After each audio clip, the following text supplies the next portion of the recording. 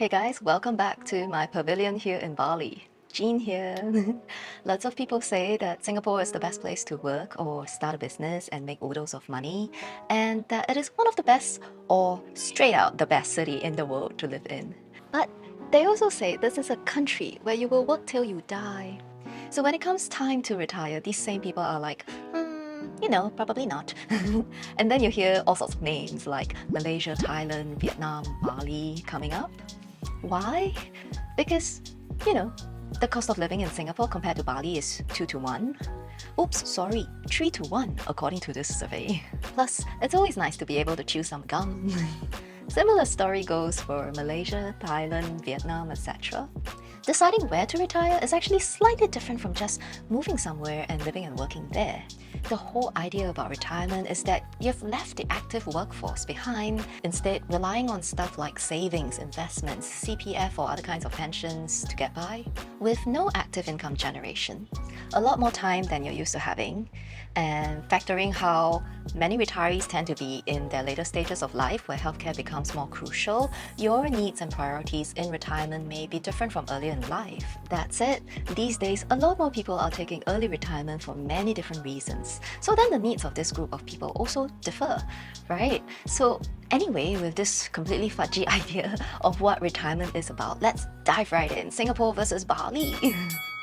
Often, the biggest thing that most people go on and on about when they talk about Singapore is its excellent level of safety and security. There's good public order, effective security, tight police control everywhere, there are no guns. Comparatively, Bali isn't really at the same level. Although for us, having been on the ground here for a year, Bali feels generally very safe, so long as you stay away from places like Kuta at night, which is pretty much common sense if you ask me. It's also hard to wipe away the horrific memories of the 2002 and 2005 Bali terrorist bombing incidents, but they've obviously since stepped up security and prevention, and there's been no recurrence since then. But from this perspective, Singapore has also been the target of several terrorist bomb plots, just we've always been able to prevent them from actually happening. I guess for this, it's always a possible future risk in both places, because both Singapore and Bali are pretty high-profile areas. There's also the factor of how Singapore is pretty much smack on the equator and free from any threat of natural disasters, whilst Bali's position within the Pacific Ring of Fire means there's always the possibility of earthquakes, tsunamis, flooding, volcanic eruption. We have, in our 1 year here, felt minor quakes in our area about 4 to 5 times. No big shakes, literally. But it does remind you that Bali has 3 volcanoes, Agung, Bato and Buyang Bratan, with eruptions from Mount Agung being major enough to disrupt air travel and necessitate evacuations as recently as in 2019. So yeah, in the area of safety and security, Singapore is the clear winner. Although our caveat is that in Bali day-to-day normal life, we don't really feel a significant difference. The other big thing, of course, is costs and how far your money stretches. In this area, there's pretty much no big fight. Bali wins, hands down. Retirement in Singapore is obviously expensive and therefore stressful. One needs a fair amount of affluence in order to be able to retire comfortably and permanently in Singapore. And we're not even talking about an atas lifestyle, just regular normal life. Because with today's high inflation, ever-rising living costs, and unexpected world events that causes things like petrol prices to skyrocket, you might be able to afford normal life comfortably today, but who knows about tomorrow? Comparatively, moving to Bali or anywhere similar where living costs are half or a third of what it is in Singapore, with comparable lifestyles, perhaps even a more comfortable lifestyle. What's not to like? And even if inflation hits, the difference in living costs basically means you have that much more of a margin of comfort before you start feeling the pinch. Whilst we're talking about inflation, statistics show that Singapore is a pretty invest-savvy society, with more than 1 in 2 Singaporeans over the age of 16 investing in stocks to grow wealth generally, and also to combat stuff like rising inflation. So if that sounds like you, then this offer by today's video sponsor USmart may interest you. USmart is a MAS-regulated online broker through which you can trade US, Singapore and Hong Kong stocks and US options with 0 commission fees. There is a lot of online brokers to choose from these days in Singapore, but if you invest more in Singapore stocks, USmart is currently the cheapest broker broker for that. From now until 31st September 2022, get up to 420 Sing dollars of welcome gifts with Apple shares when you join USmart. On opening an account, they'll give you 15 Sing dollars of cash vouchers. Follow through to fund your account with at least 2,000 Sing dollars and you can receive up to 2 Apple shares. USmart is also popular because of their intelligent investment features like Smart Orders, which allows you to input buy and sell orders based on preset prices, or the Smart Plan, automated preset interval investing that's useful in dollar cost averaging. Their fractional shares feature makes it easy to own shares of blue chip and growth companies without burning a hole in your pocket. Plus, they pride themselves on having created a very intuitive, user-friendly phone app, especially handy for newer investors. If you're trading more on the Singapore market anyway, might as well try out USmart and enjoy the welcome rewards for this September before it's gone. Just click on the link below. Then, of course, there's the lifestyle factor. One of the most commonly cited reasons why people want to leave Singapore is the desire to escape from its fast-paced, stressful, and challenging rat race environment. Everyone walks quickly because they're always rushing from point A to B, even if they don't quite know why. It's that one little red dot on Earth, crammed with almost 6 million people, and ranking as of June 2021 as the world's second most densely populated city in the world. Singaporeans are always complaining about the public transport, buses and trains being packed like sardines these days. It's a concrete city jungle. You want greenery? Some will tell you to move to Pulau Ubin. The lack of personal space makes everyone kind of like remote and detached, almost cold and robotic even. The positive side to all of that is, of course, that Singapore is endlessly efficient and pretty highly tech integrated for most things. There's even 5G and CCTV everywhere, which is great for crime prevention, although that also means some people feel an accompanying loss of the sense of privacy, complaining that their every move is under the government's scrutiny.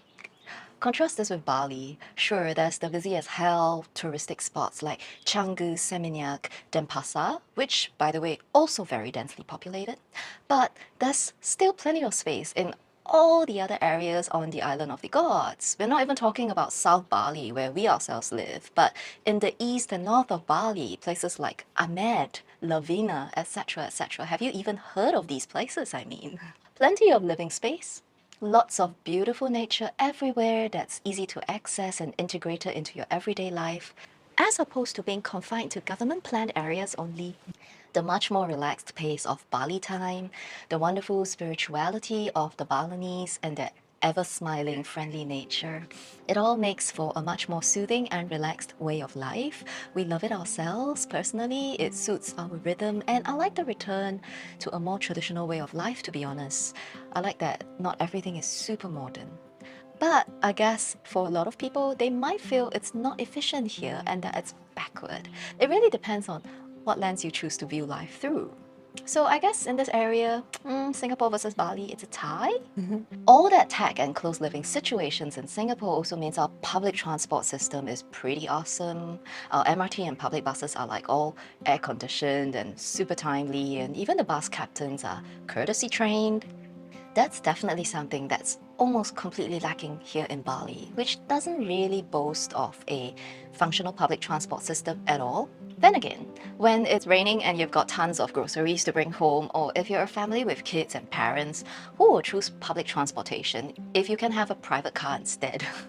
Here in Bali, you can buy a brand new car from like 15,000 US dollars, easy. Even cheaper if you shop second-hand. That's a very far cry from Singapore prices for private cars. And there's no 10-year certificate nonsense to limit you driving your own car. So the point goes to Bali here. Some people will also worry about racism and being discriminated against because they're foreigners living in a foreign country. But frankly, for me as an ethnic Chinese person here, Bali is super comfortable. So long as I don't open my mouth, at first glance, everyone just assumes I'm Indo-Chinese and they treat me like local, which is so pleasant. And even when they realize I'm a foreigner, they're mostly so nice and accommodating. This is just one factor that hasn't even popped into my head the whole time we've lived here. Like, racism? Huh? Vitaly too, you know, he's bule, he's white, and he loves how the local people are. I guess he's also very smiley and he always tries to speak Bahasa Indonesia, so the locals generally always respond really well to him. But I mean, it's really telling how he feels. I think there's always going to be the odd, mean or rude grump here and there, but who knows if they're even being the way they are because they're racist, or maybe they're just simply having a bad day. This place is as accommodating to foreigners as it can get, and to contrast this with Singapore. Frankly, Singapore's not exactly a racism-free island either, right? Psst, there's many who'll say that the Chinese majority calls the shots. I guess it's only naive to think about wanting to find a place to retire that's racism-free. Racial bias and localism is and always will be endemic in any culture. What we can say is only that Singapore prides itself on its multiracial identity and interracial harmony. And Bali and the Balinese are just so patient and accommodating to everyone, including foreigners.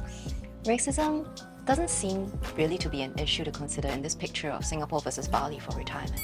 In terms of food, both Singapore and Bali are famous for their gastronomy, right? Singapore chicken rice and char kway teow and laksa versus Balinese babi guling and nasi ayam betutu. Which is better? Well, we can argue about this until the day ends. It all boils down to your personal preferences. What's more important to retirees, perhaps, is the idea of food security. Singaporeans will definitely have this on the forefront of their minds given the recent lack of fresh chickens. Is the supply of quality fresh food ever secure? From what we've seen in the past 2 years, Singapore has got food banks and all that stuff. But at the end of the day, because most of our stuff is imported, our supply will always be vulnerable and subject to external shocks.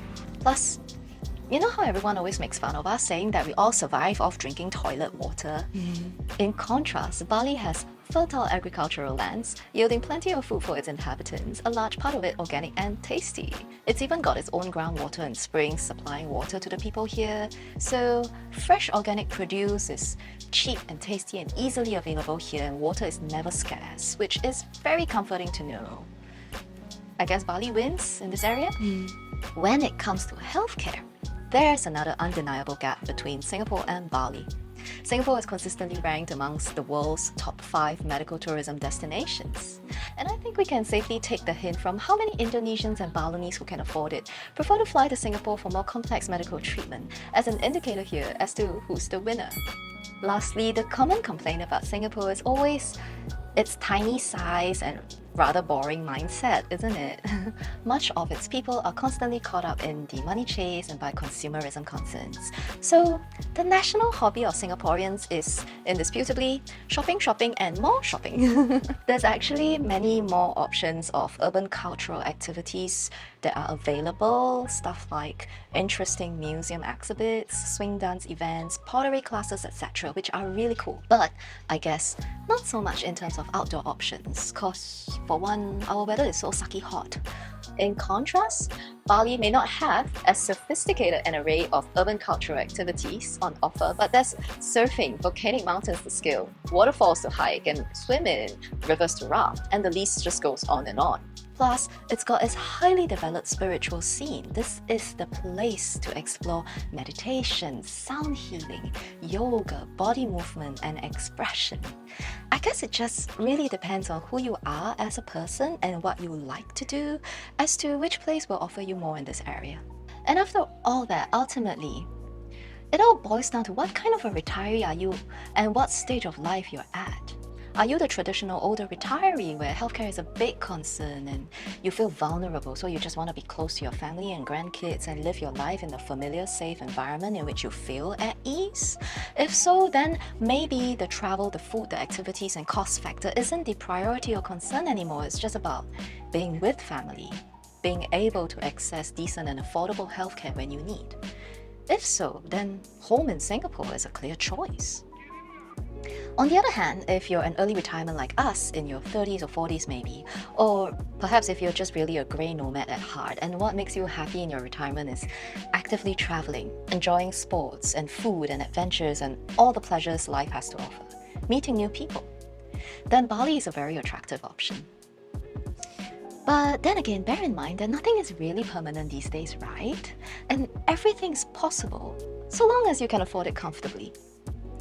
Some may think about getting the best of both worlds even, parking their assets in Singapore with a strong Sing dollar, but residing and traveling in between other countries regionally, a couple of months in Malaysia, 3 months in Thailand, etc.